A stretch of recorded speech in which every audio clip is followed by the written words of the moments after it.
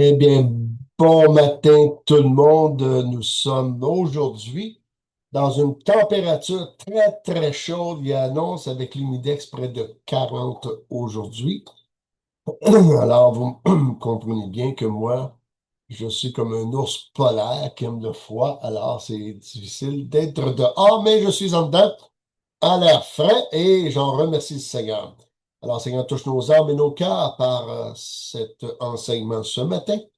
À la suite du Notre Père que nous avons eu hier soir en Zoom, en enseignement et en prière, et qu'on puisse regarder cela de plus près pour non pas se convaincre de la prière de Notre Père, mais en être ébloui de l'approche, de l'intimité que nous pouvons avoir au travers de cette prière. Au nom de Jésus. Amen. Je vais ouvrir mon document. Pardon. Alors, nous sommes dans cette... pardon. Ah, vous comprenez bien que j'ai des problèmes pulmonaires et semaine après semaine. Alors, si je tousse, je m'en excuse, s'il vous plaît, ne m'en tenez pas rigueur. C'est comme ça. Alors, priez pour moi pour que le Seigneur puisse me guérir complètement des poumons.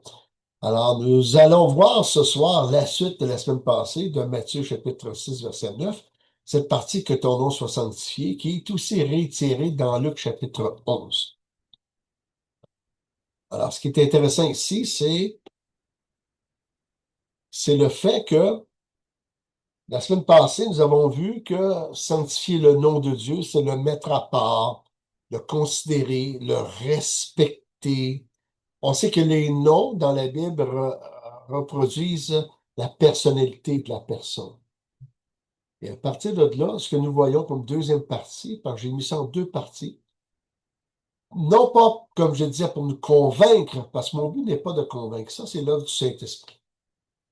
Moi, ce que j'ai comme but, c'est d'éclaircir le texte à partir de l'époque pour nous donner la grâce qu'ils ont reçue dans leur époque, qui fait que nous sommes aussi dans une époque où toutes les valeurs tombent à terre comme ils en étaient chez eux aussi.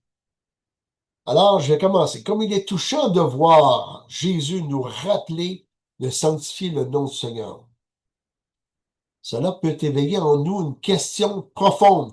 Pourquoi Jésus nous invite-t-il à sanctifier le nom de son Père alors que cela devrait résonner comme une évidence dans nos cœurs? Mais pour comprendre, il faut aller à cette époque.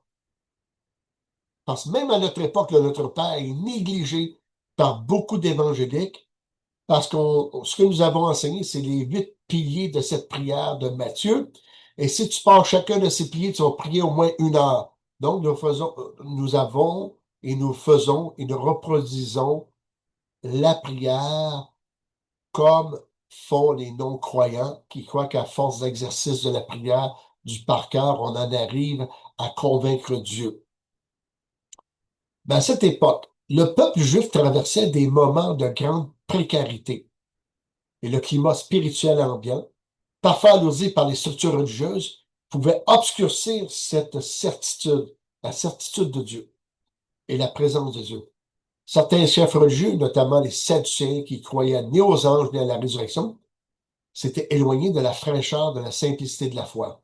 Je le rappelle, les Sadducéens, ce sont les grands prêtres. C'est une secte à l'intérieur des sacrificateurs. Les sacrificateurs, ce sont ceux qui viennent de la lignée directe de Aaron. Aaron qui fait partie de la grande famille de Lévi, mais un sacrificateur, c'est celui qui a droit de sacrifier les animaux, faire faire des services de sacrifice d'animaux, etc. Parce que les Lévites, eux, c'est entretien de bâtiment, gardien des portes, etc. Ils font jamais des sacrifices. Donc, cette classe de Sadducéens, qui au temps de Jésus sont Caïphe et Anne, un est le beau-père de l'autre, mais ils ne croient pas aux anges ni à la résurrection des morts. Ça, eux occasionnent des problèmes de foi dans le peuple. Lorsqu'ils lisent la Torah, il y a quelque chose qui ne va pas bien là. Mais Ils font subir leur pression parce qu'ils sont le pouvoir religieux, le pouvoir politique et le pouvoir justicier en l'intérieur d'Israël, bien sûr, sur la ferrure des Romains à ce moment-là. Donc, en perdant de vue la grandeur vivante de l'amour du Seigneur, ils risquaient d'entraîner le peuple loin du cœur tendre de la Torah. Pourtant, la prière du Shema Israël, écoute Israël, ton Dieu, l'Éternel, notre Dieu est seul, hein, qui est pas mauvais, qui est répété par cœur, mais le problème, c'était, il était répété par cœur sans âme, sans considérer la personne de Dieu, sa personnalité au travers des noms qu'il porte, hein.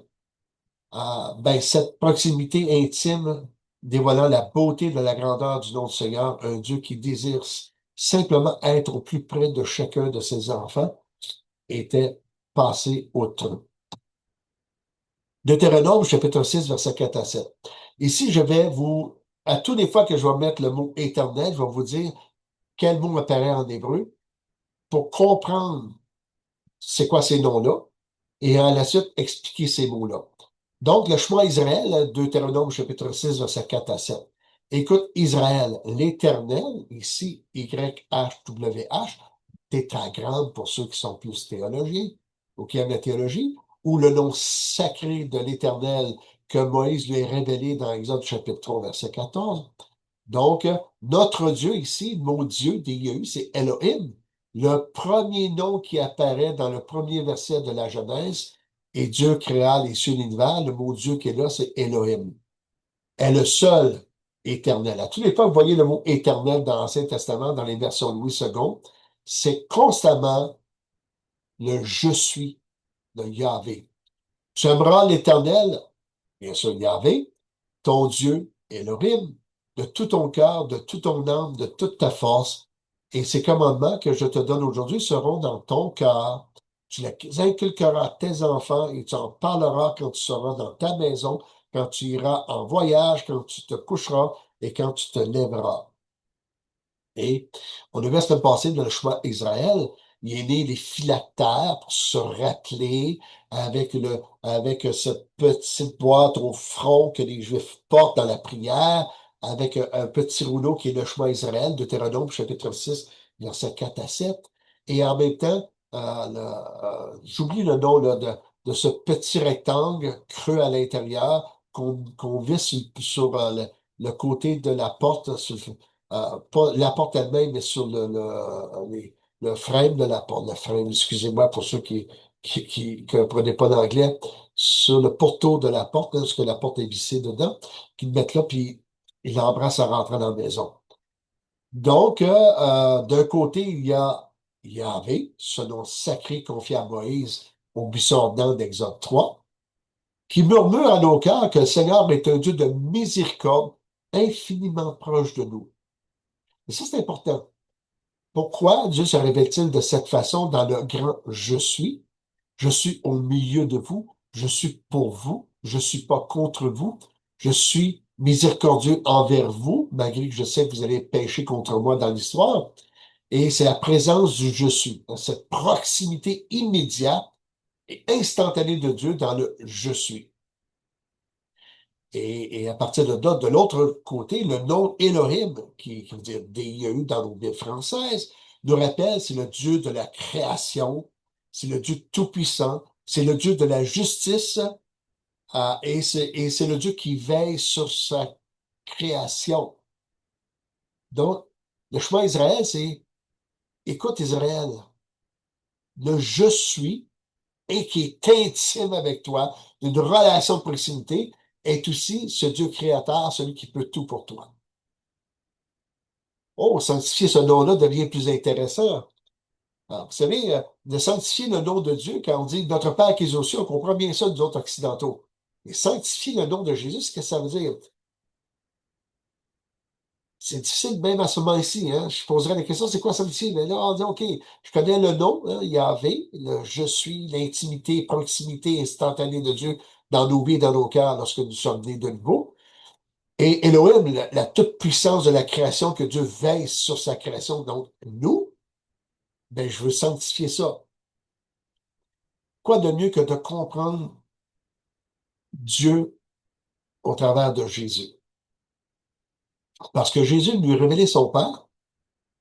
Jésus étant Dieu lui-même, étant de la Trinité, ben, nous allons connaître Dieu le Père qui est invisible à nos yeux, car celui qui s'approche de Dieu doit croire que Dieu existe, bien sûr, mais aussi, dans Jean chapitre 8, il est dit que ceux qui adorent Dieu doivent l'adorer en vérité et en esprit, car Dieu est esprit. Donc, on a de la misère à connecter, à sanctifier le nom de Dieu de cette façon-là, parce que ça veut dire mettre à part, spécial à nos cœurs et élevé dans nos cœurs avec grand respect de la personne. Mais c'est difficile. Mais si on passe par Jésus, ben, nous allons mieux comprendre. Parce qu'on a moins de misère à sanctifier Jésus dans nos cœurs, hein. Si quelqu'un se met à sacrer, ici au Québec, on parle d'utiliser les noms d'église, là, OK? Mais particulièrement le nom de Jésus-Christ, ben, il n'y a pas un Québécois qui va dire que la personne n'a pas sacré, tu sais. On va pas jurer. Mais employer le Père, ben, ça dit pas grand-chose. Mais lorsque nous connaîtrons Jésus, ce qu'il est dans sa personne, nous allons comprendre le Père, on va être capable de mieux comprendre ce que ça veut dire sanctifier le nom de Dieu. Donc, le nom de Dieu, je l'ai dit, c'est ce grand respect d'amour que nous aurons, nous mettons à part, on laisse personne insulter le nom de notre Dieu, personne insulter notre Dieu de cette façon-là, et on va passer par Jésus pour le comprendre. Dans Jean chapitre 5, versets 17 à 18, mais Jésus leur répondit, mon Père agit jusqu'à présent, moi aussi j'ai agi. À cause de cela, les Juifs cherchaient encore plus à le faire mourir, non seulement parce qu'il violait le sabbat, mais parce qu'il appelait Dieu son Père, se faisant lui-même égal à Dieu. Frères et sœurs, il y a des sectes religieuses qui disent que Jésus n'est pas Dieu parce que c'est jamais écrit Jésus est Dieu dans la Bible, mais on force est d'admettre que les Juifs, eux, qui ont entendu parler Jésus à l'époque, ont considéré que Jésus se considérait Dieu lui-même et c'est pour cela qu'ils voulaient le lapider. Donc, force est d'admettre que Jésus est Dieu, même dans la reconnaissance des Juifs qui veulent lapider pour cette raison. Jean 14, 14, si vous demandez quelque chose en mon nom, je le ferai. Ne demandez rien au nom de René Bouchard auprès de Dieu pour avoir un exaucement de prière, vous ne l'aurez pas. Pas parce que je suis un mauvais chrétien, c'est parce que je n'ai aucun pouvoir d'exaucer la prière de votre cœur. Dieu seul le peut, et Jésus peut le faire ici.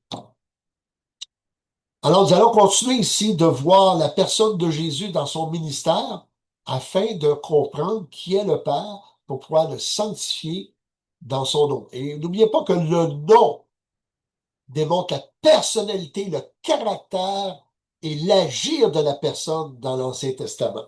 Comme Jésus, ça veut dire Dieu sauve. Yeshua, Dieu sauve. Hein? Dans Jean 14, versets 7 à 10, j'ai posé une question hier aux gens de Zoom. J'ai dit, est-ce que vous êtes capable de me dire et répondre à cette requête de ma part, à cette question fondamentale? Comment peut-on connaître le Père dans la Bible? Et une personne a répondu exactement le texte. La première personne qui a répondu au texte, j'ai dit, maintenant, on continue. Parce que tant que j'arrive pas à une certaine réponse, je questionne les gens. Chacun donne sa réponse, puis après, on va voir le texte pour s'encourager ensemble. Donc, la réponse avait été donnée. Dans Jean 14, versets 7 à 10, quel contexte de Jean en passant?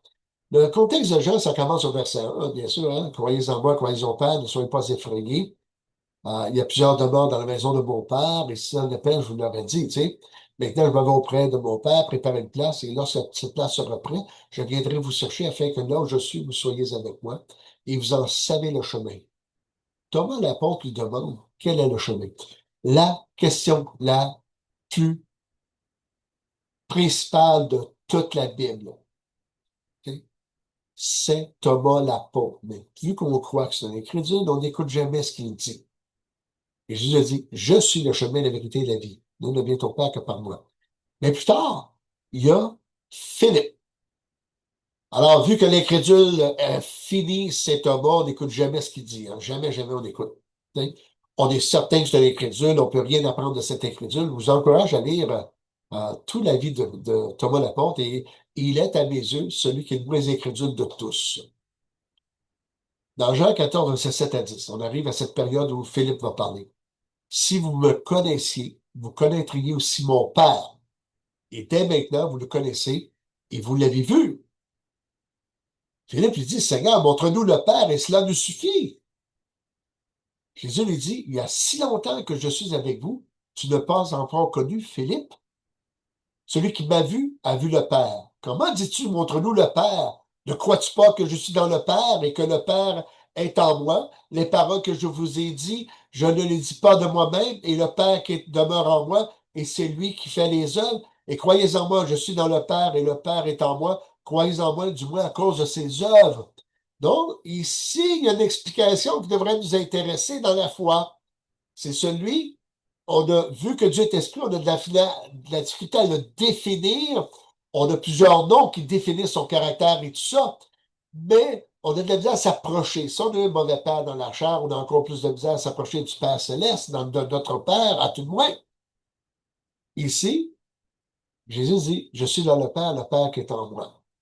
Et croyez à cause des œuvres que je fais, à ce moment-là, il faisait les miracles, il parlait, il accomplissait ce qu'il dit dans Luc 4, 18, il dit, je suis venu annoncer la bonne nouvelle aux pauvres, délivrer les guérir, etc. Bon, c'est intéressant, parce que Jésus est une démonstration littérale de qui est le Père, dont on peut le lire, on peut s'approcher, et Jésus, Dieu est venu dans la chair, Jésus est venu en chair, ce qui est beaucoup plus près de nous que juste que le Père qui est un être spirituel, qui à l'heure actuelle est intouchable sans passer par Jésus. Le jour où nous verrons toute cette Trinité, la gloire de Dieu complète, mais pas pour l'instant. Pour l'instant, on passe par Jésus. Mais déjà, passer par Jésus, c'est une bonne nouvelle qui nous fait voir qu'on peut vraiment sanctifier le nom du Père de la même façon qu'on a sanctifié le nom de Jésus ici, à cause de la personnalité. Hébreux chapitre 1, verset 1 à 6. Après avoir autrefois, à plusieurs reprises, de plusieurs manières, a parlé par les prophètes. Dieu, dans ces derniers temps, nous parle par le Fils, qu'il a établi héritier de toutes choses, par lequel il a aussi créé le monde. Jésus a créé le monde. Colossiens nous parle de cela, hein, au chapitre 1, verset 15 à 17, qui dit que toutes choses ont été créées par lui et pour lui. Ici, on parle de quoi? La révélation de l'Esprit Saint dans l'Écriture, ici, aux Hébreux, nous dit que Jésus a créé aussi toutes choses. Il a créé le monde, à qui étant le reflet de la gloire et l'empreinte de sa personne. Hein? Donc, Jésus, dans sa personne, sa personnalité et son être physique, représente le Père comme l'empreinte que nous avons, hein, et comme et encore plus que l'empreinte, l'ADN est une empreinte aussi, ben cela prouve que Jésus est Dieu. Donc, on peut comprendre le Père parce qu'on comprend Jésus dans son œuvre, et on peut, si on sanctifie le nom de Jésus parce qu'on comprend Jésus, on peut dès maintenant sanctifier le nom du Père de la même façon que nous sanctifions le nom de Jésus. Hein? Et l'empreinte de cette personne, dans toute chose par sa parole puissante, dont Jésus a une parole puissante, Elohim, hein? Elohim qui est le Dieu créateur qui soutient l'univers par sa puissance, s'est assis à la droite de la majesté divine dans les lieux très hauts. Devenu d'autant supérieur aux anges, il méritait un nom plus excellent que le leur. C'est important ici parce il y a quand même deux organisations qui utilisent la Bible. Ah, les témoins de Jéhovah et les adventistes qui disent que Jésus est l'archange Michel. Les adventistes vont dire que c'est l'archange Michel dans le sens qu'il parle de la part de Dieu, etc. Mais ils disent quand même que c'est un archange. Un archange est un être créé. Jésus est Dieu, il ne peut pas être créé. Les témoins de Jéhovah disent que c'est l'archange Michel pour faire dire que Jésus est un petit Dieu, un être puissant, mais inférieur à Dieu.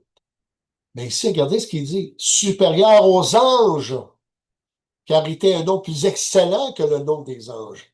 Car auquel des anges Dieu l'a-t-il dit, tu es mon fils, je t'ai engendré aujourd'hui, et encore, je serai pour lui un père, sera pour moi un fils. Et dans la pensée hébraïque, là, quand c'est dit de cette façon, ça veut dire que le fils est à la même hauteur que le père. Il n'est pas identifié au fils dans un rang inférieur, mais qu'il a la même qualité de son père. C'est la façon que les Hébreux comprennent le verset. Et lorsqu'il est introduit de nouveau dans le monde, le premier-né, il dit que tous les anges de Dieu l'adorent pour chacun de nous. Hallelujah. Hein? N'est-ce pas merveilleux? Donc, Jésus n'est pas l'archange, Michel, n'est pas un ange, mais ici, il est la représentation physique de ce que le Père est dans le ciel. Et à partir de là, on commence à comprendre. Quand on comprend à qui on s'adresse, on commence à pouvoir le sanctifier, le mettre dans une case dans notre cœur supérieure à toute chose. Regardons le nom les noms que Jésus porte, pas tous les noms que Jésus porte dans la parole, mais un qui est frappant ici dans Ésaïe chapitre 9, verset 6. Isaïe va prophétiser quand même 700 ans avant la venue de Jésus. Il va prophétiser concernant la naissance virginale de Jésus. Hein? Car un enfant nous est né, un fils nous est donné, et la domination reposera sur son épaule. Hein? Domination aussi, ça fait appel à la divinité. On l'appellera admirable, conseiller, Dieu puissant, Père éternel, prince de la paix. Ici, je fais abstraction des mots hébreux par rapport ici, là. Père éternel, c'est le Père Yahvé, bien sûr. Dieu ici, Dieu puissant, c'est Elohim. Mais c'est intéressant de voir cet enfant porte les mêmes noms que Dieu le Père. En Acte 4, verset 12. Il n'y a de salut à aucun autre, car il n'y a sous le ciel aucun autre nom qui ait été donné parmi les hommes par lequel nous devions être sauvés, c'est-à-dire Jésus. Alors j'espère que cela répondra au questionnement, comment puis-je sanctifier le nom du Père au ciel, que ton nom soit sanctifié. Nous avons passé par Yahvé, qui veut dire je suis, cette présence intrinsèque dans le cœur du croyant, qui l'amène à la confiance de pouvoir le prier, cette connexion qui est non seulement une connexion spirituelle, mais aussi nous devenons le temple de l'Esprit Saint, nous devenons le temple de Dieu par la nouvelle naissance. Dieu habite dans nos cœurs, donc la proximité, l'intimité du je suis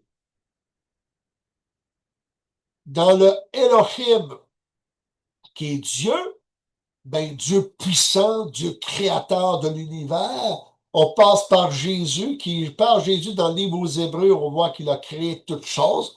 Donc, il porte les attributs de Elohim en lui-même. Et nous voyons qu'il est supérieur aux anges. Et c'est extraordinaire ici, qui nous ramène quoi? Lorsqu'on dit que ton nom soit sanctifié, et on passe par Isaïe qui donne des attributs extraordinaires de Dieu le Père à Dieu le Fils, qui porte les mêmes choses. Un enfant nous est né, on l'appellera admirable conseiller, Dieu puissant, Père éternel, prince de la paix.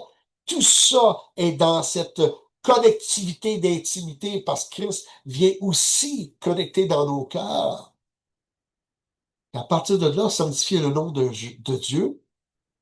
Et quand on connaît Jésus, ben c'est facile. T'sais.